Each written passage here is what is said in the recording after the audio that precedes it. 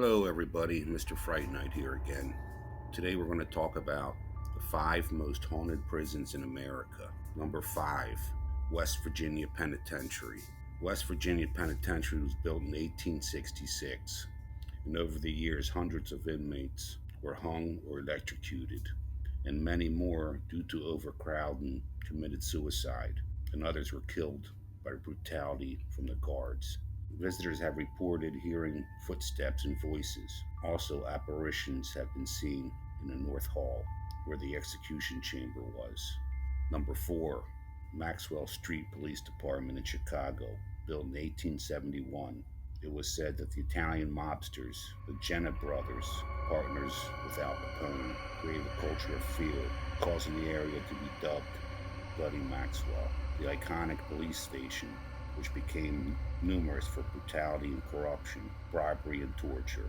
Many people were brought to the basement and killed. Many visitors have reported hearing screams, moans, and rattling of bars.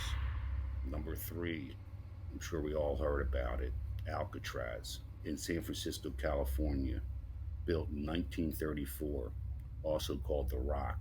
It was on an isolated island fortress surrounded by freezing waters. Now, Alcatraz was home to vicious inmates, including Al Capone and George the Machine Gun Kelly. The guards outnumbered the prisoners 3-1. The guards were also known to be very vicious.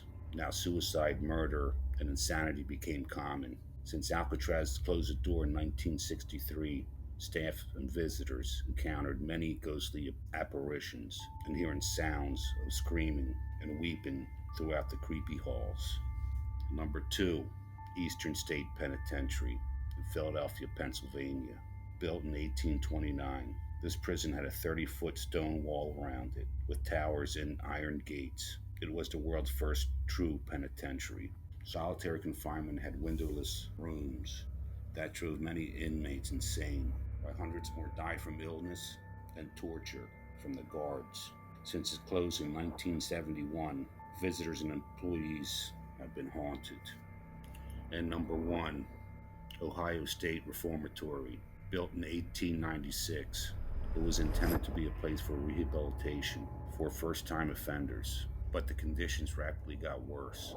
Torture and abuse became an everyday occurrence, and over 200 inmates died in fights and beatings by the guards, and it's said that the restless spirits still walk the halls.